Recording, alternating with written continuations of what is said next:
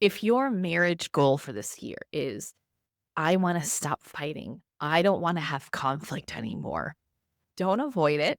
Those are your invitations, your opportunities to up level your relationship.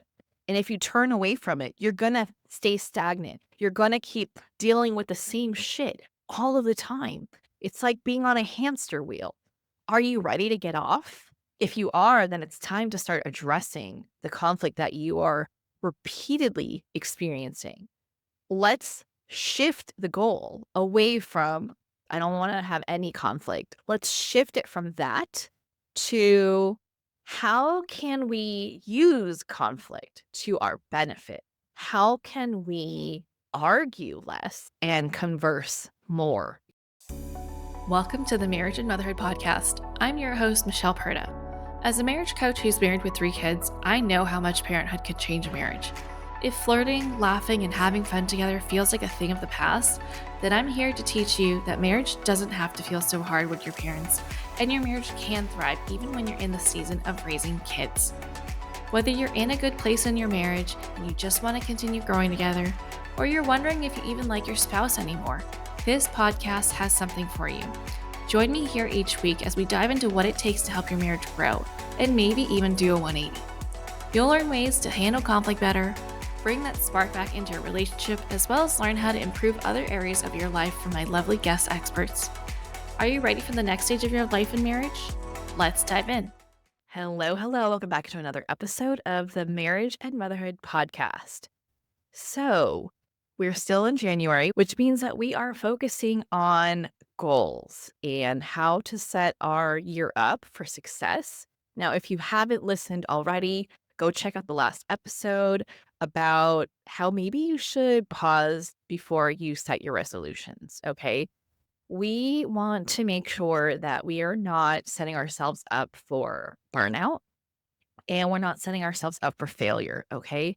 You've been there before. You are well into your life as an adult. You have experience. You know that when you set goals like, I'm going to, you know, work out 5 times this week, or I'm going to do this thing that I have not had the discipline in doing this many times a week, and quickly realize that you can't keep it up. Okay. So, along that vein, today I want to talk about how we need to rethink what our goals are when it comes to improving communication. Okay. So, a lot of couples who come to see me ask for my help to help them stop fighting in their marriage, to not have conflict. And while I get that, it would be amazing to never disagree with someone, which is what conflict is, by the way. That doesn't mean that you have a healthy relationship. Just because you and your spouse agree all of the time does not mean that you have a healthy relationship that is set up for the rest of your life to be successful. It doesn't guarantee that you're going to be celebrating your 50th anniversary, 70th anniversary, however long. In fact, there is a healthy dose of conflict that needs to happen in your marriage for it to grow. Okay. So if your marriage goal for this year is, I want to stop fighting, I don't want to have conflict anymore, I am inviting you to listen to the rest of this episode, because we need to tweak it a little bit for you to be successful, because the goal isn't to not fight. Because without conflict, there is no growth. Without conflict, that means that someone isn't being honest, either with their spouse or with their own self. And we need honesty for the relationship to grow, for it to get even better, right? How can things improve if there's nothing seemingly to improve? You get what I'm saying here? Okay. So the goal is not to avoid conflict, because that is impossible unless you just lie all the time and say everything is fine and dandy and pretend everything is rainbow and sunshine, right? Which is not the truth. You're gonna get on each other's nerves. They're gonna do something that you find inconsiderate, or, they forgot something or whatever. And vice versa. You're also going to make mistakes. And you're also gonna do things that have unintended negative impact on your partner. That's just the way it goes, right? Just like in motherhood, we do our best, right? We try our hardest to be the best parents possible. And yet we still screw up, right? So my motto, my personal motto when it comes to parenting is to try and screw up my kids the least, because I can only do my best. And I acknowledge that I am human and I'm going to make mistakes. I'm going to get pissed off. I'm going to get annoyed. I'm going to be impatient because guess what? I have off days. I have limits that get pushed, right? I'm not always going to be that patient, understanding, fun parent. No. Sometimes I'm on my period. Sometimes I'm sick. Sometimes I've got a lot going on and I have very low tolerance for nonsense, right? And so the same goes for your marriage because you are in a relationship with another person who also has off days, and you have off days, and you have unmet expectations that maybe you haven't communicated, right? So the goal isn't to be avoiding conflict, because conflict actually is very healthy in a relationship. It's how we handle conflict that could be unhealthy or healthy, right? Obviously, we want to go for healthy conflict resolution. But if you're like me and you didn't grow up learning it, you didn't grow up having an example of what that looks like, then naturally you're going to struggle a little bit, right? And so I'm really glad you're here. If you are coming from that background of, yeah, I don't know what I'm doing, I'm just doing my best. I know that what they did wasn't good, but I also don't know what my next step forward is to not repeat it, right? And so the beautiful thing about conflict is, yeah, it's drama. Yeah, it's kind of annoying sometimes, and it raises a lot of emotions within us. Conflict's actually one of our greatest teachers. Now, I don't know if you've heard this before, and if you have, then you know exactly where I'm going with this, right? Our partners are our mirrors. Whatever we feel while we're around them, whether it's good, uncomfortable, upsetting, whatever, that has nothing to do with them. And it has everything to do with us. Okay. So if something that they're doing is upsetting us, that's actually a mirror showing us something that we need to resolve within ourselves, something we need to learn about ourselves that we haven't learned yet. It could be a repetitive lesson that we keep learning, but we're refusing to address, or it could be a new one, right? Either way, conflict highlights something that we can grow through, something that we need to acknowledge within ourselves about how we feel, about what we want, what our boundaries are, what we don't want. That's what conflict does. It's like a pause before we move forward. Let's figure this out. And so when you're avoiding conflict, guess what happens? It's like continuously walking into a brick wall, wondering why doesn't this wall move? When really our job is to stop, take a look at it and be like, oh, there's a brick wall. Okay, what needs to happen for me to walk around it? Or for me to install a door and walk through it, right? You cannot just keep going up against the brick wall, wondering, why am I still dealing with this? Why am I still dealing with this? Like, that is how life works. We keep encountering the same lessons until we learn them, which is what inspired me to become a marriage coach in the first place, is because in all my previous relationships, I kept experiencing the same thing over and over again. All the arguing, never feeling understood, never feeling like we could resolve anything, never feeling heard. What the hell? Right? And it wasn't until I realized, oh crap, I'm the common denominator. What am I doing to contribute to this situation that is recreating this in every single freaking relationship? Only then did my eyes open, and only then was I learning different things that I could do within myself, like become more self aware, improve my communication skills. Only then was I experiencing something different in relationships. Only then did conflict actually feel like, oh, it's not a big deal, actually. Yeah, I'm feeling all kinds of ways, but I know that we can work through this because I can express myself in a healthy way so that it's received well.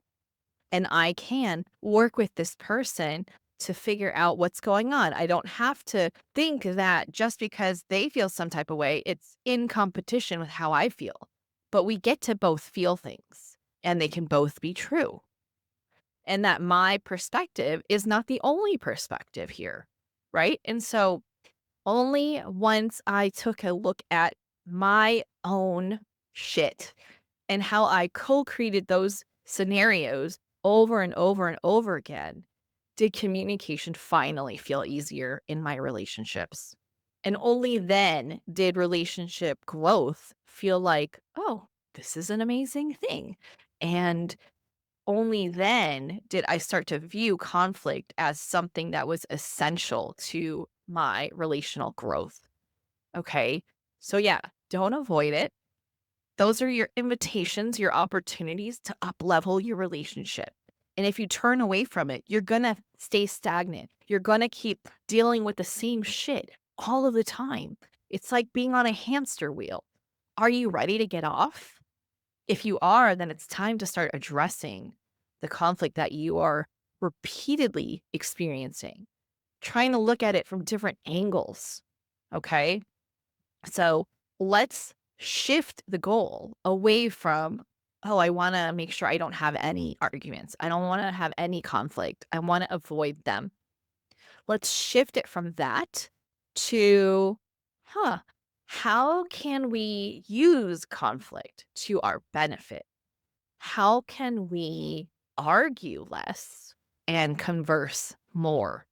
Right? Because if you've been in my world for a while, I have a saying and I stand by it.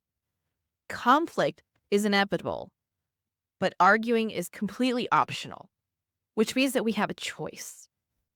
So, can you be daring enough to choose to not argue and instead communicate through it, learn from it, share what it is that's going on within you, work on your own self awareness, right? That's the true key to having great communication is developing your own sense of awareness.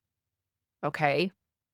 I had my co-parents over and we were talking about how people who say they're self-aware are the ones that aren't self-aware. Now, if you're the kind of person that says that you're self-aware, that's amazing. And the reason why we said that the people who say they are self-aware are the least self-aware is because those who are actually self-aware know that the work is never done. Okay. There's always something to learn about yourself. There's always something to work on, right? We are this like never ending work in progress. So we are never ever fully there, right? The destination isn't to become self aware because that's damn near impossible, right? We are still human. There are still things that we deny that we need to work on, right? For protective measures. And we're only able to work on ourselves when we're open to it, right? And some wounds are a little harder to address because they hurt a lot and we've experienced some traumas, big T trauma and little T trauma, right? And so that is the actual goal that I want you to shift towards, okay? Because when we avoid conflict, this is what happens. And it's likely what you're already experiencing. So you're going to just be like, "Oh shit, yeah. Okay. I see what you mean here." Okay. Because when you avoid conflict in your marriage, that leads to resentment, that leads to disconnect, and that leads to this tension that doesn't ever go away, right? You can fake it, but it's there because you have all this like buried frustration that just keeps piling up because it's not being addressed, right? It's kind of like, when you have younger siblings growing up and they're like, I'm not touching you. And they're just like pretend poking you, right? But they're not actually touching you. And you're just like, oh my gosh, right? It's kind of like that. It just keeps eating away at you until you address it. It's just gonna keep doing that. You could pretend all you want, right? You could look the other directions like, okay, you're not there. If I can't see you, you can't see me. It does not work that way, right? It does not work that way. And that is very evident in how often you're being triggered in your marriage and even in parenthood. Okay. So I want you to normalize that conflict is very much normal. The healthiest of couples have conflict. I'm a marriage coach. I have conflict with my husband. Okay. We are not conflict proof, nor do I want to be, because it is our conflict that has led us to be here, that has led us to feeling like we can handle challenges that get thrown at us, right?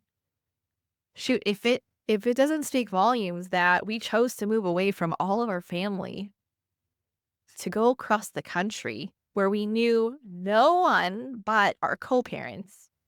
Like, anyone that has moved understands the challenges and the stress that goes behind moving. But not only did we just move, like, within the same city, which is all we had experience doing, we moved from the West Coast all the way to the East Coast, right? So that's a lot of coordinating. And to go into somewhere knowing that we're not gonna know anyone and all we have is ourselves. No trusted childcare, no friends. We didn't even know where to go for the doctors, right? Nothing. So there has to be a very, very strong sense of trust within each other and a strong foundation for us to be like, yeah, we're going to be okay. And that couldn't have happened without all the conflict that we've experienced in all of how long have we been together now? It's been 14 years this year that we've been together. So I want you to reframe conflict as not a nuisance, not a reason why your relationship is on the rocks, but as an opportunity, right? It shows you what matters to you. It shows you what's really important and what needs to be prioritized so that you can share that and show up for each other. Share that and be partners to navigate through it, to collaborate and be a team. Okay. So the goal is to not avoid that because that is exactly the path that you need to go down to have the type of marriage that you want, the one that's connected, right? The one where you feel like we can do this.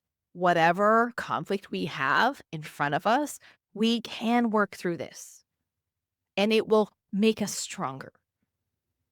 Okay. The real goal is understanding yourself, right? Not trying to change your husband, but understanding yourself.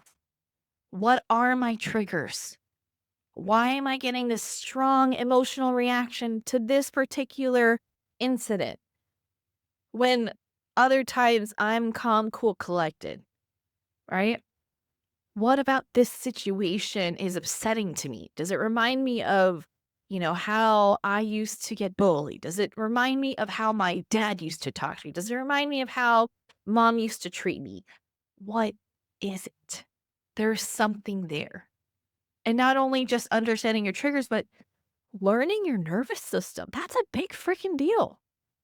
Your nervous system is in charge of letting you know, hey, we feel like there's a threat going on. And that's what turns on your fight or flight coping mechanism.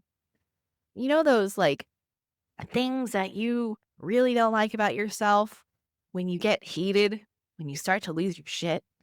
Whether you get defensive, you get critical, you get judgmental, you get mouthy, right? Maybe you start calling names, or if you're like my 4-year-old throwing shit and screaming her head off, right?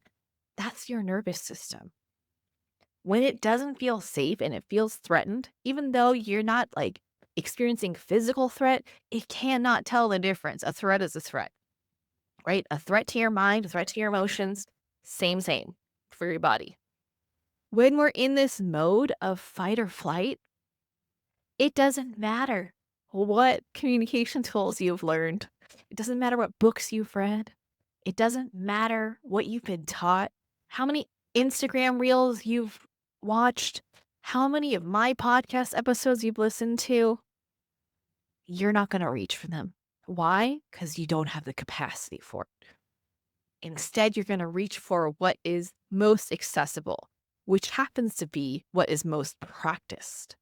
So, whatever you witness growing up, however your parents dealt with conflict with you, with each other, right?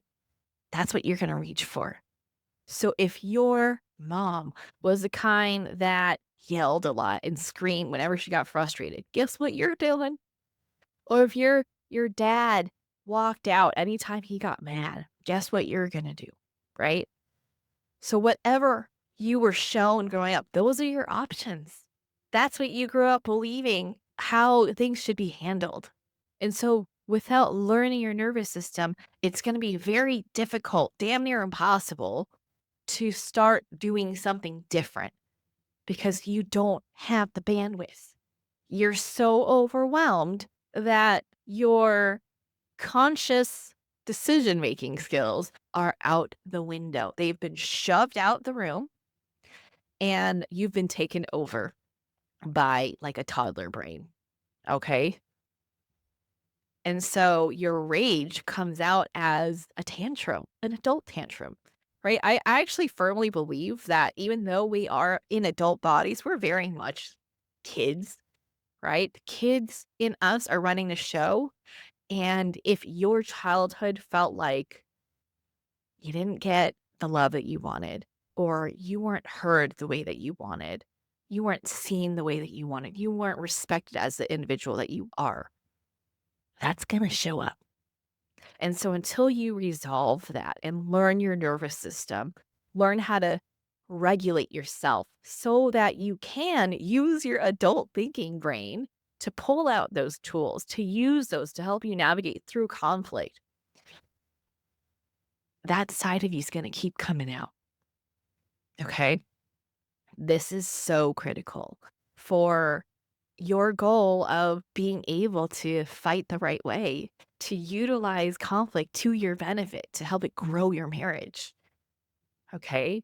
So, learning mindfulness, breathing, pausing, reflecting, meditating, even journaling, naming your emotions, right? Emotional intelligence is so important.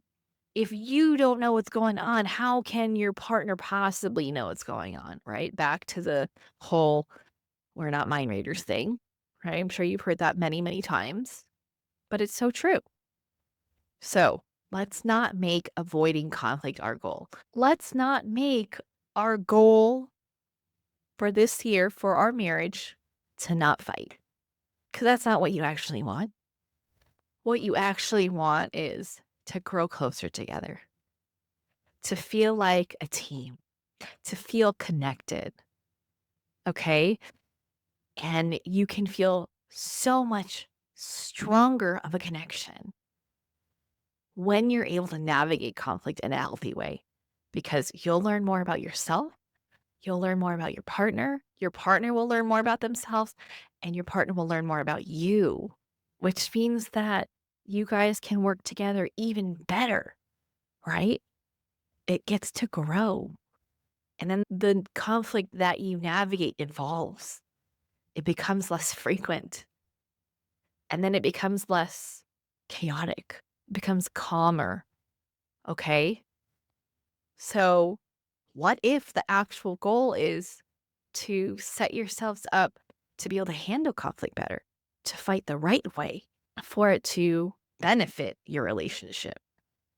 Because when we do that, we get to build trust, we get to build connection, and we get to have more joy, right? Isn't that why you got married? Right? No one gets married to be like, oh yeah, I want someone to be annoyed with for the rest of my life. I want someone to fight with for the rest of my life. Like that's not what you signed up for. You were thinking of all the great things, right? And those great things are on the other side of learning how to handle conflict in a better way. Okay? That's what I have for you today. And let me know if you need any help with this. Okay? This is my jam. I love to help couples learn how to navigate conflict more confidently and bring them back into deep connection. Okay? Because communication pretty much runs everything you two do. So let's figure out how we can change that, make it work for you so that you can have more time to hang out, to connect, right? Imagine having that resentment melt away and having that desire and motivation to spend time with each other again come back up, right? Imagine that. Resentment is resolved through communication. So let's help you out here so that that's no longer an issue, so that you can remember why you're married in the first place and start enjoying it again, right? Don't you want to feel those loving feelings towards your spouse and not just be married out of responsibility or duty or promise, but be married because you want to be married to each other? Right? That's what we want. That is the ultimate goal, is to continue wanting to be married to each other and reaping the benefits of a beautiful life that you're building together. All right. Well, reach out to me if you are wanting to learn more about how to work together. I would love to meet you, connect with you, and support you through this. You got this. And I'll catch you back here on the next episode. Bye. That's it for this episode. I hope you enjoyed it as much as I enjoyed making it. If you did, please send me a message over on Instagram at Michelle Perta Coaching to let me know what you loved most about it. Hearing from my listeners is my absolute favorite. And if you've been loving this podcast, please leave a rating and review. This will help people like you find the show and get the help they need. Catch you here on the next episode. Bye.